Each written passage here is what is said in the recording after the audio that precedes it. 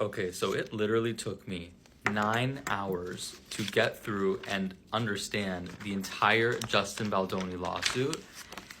I would be lying to you guys if I didn't say reading this and going through it with a fine-tooth comb and really making a meaningful effort to just look at the facts alone didn't completely change my entire perspective on the situation.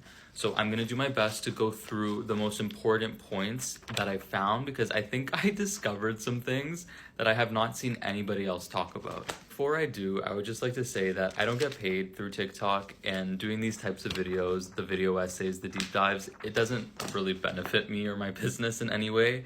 So it would really just mean a lot if you're not following me to just press the little follow button. It's free, it's really easy, and it would mean a lot, so thank you. Now, before people come at me in the comments, I just want to say, yes, initially I did fully believe Blake Lively, and even after Justin Baldoni filed his first lawsuit against the New York Times, I read that, I still was not fully convinced of his case, to be honest with you.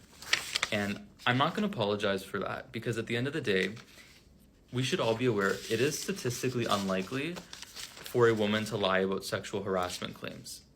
So I'm not going to apologize for having a knee-jerk reaction of trying to kind of course correct. However, there's also a special place in hell for people who lie about these types of things because it creates an atmosphere where people who are real victims are scared to come forward. I was not in the room. I do not know these people.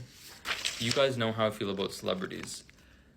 But just keep in mind the track record here. I was one of the few people that I didn't immediately change my mind when Justin Baldoni first came out with his side of the story.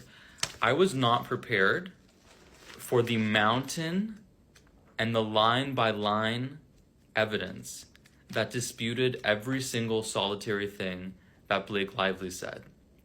Everything.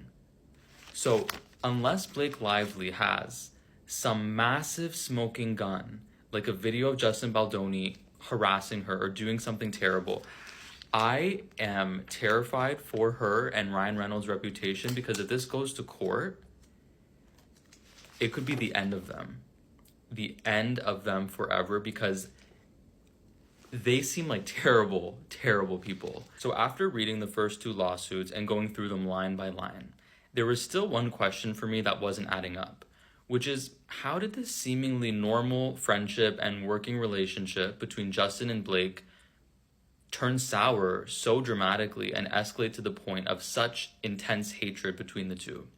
And after reading this lawsuit, I think we found that answer. I truly, wholeheartedly believe that the only explanation to this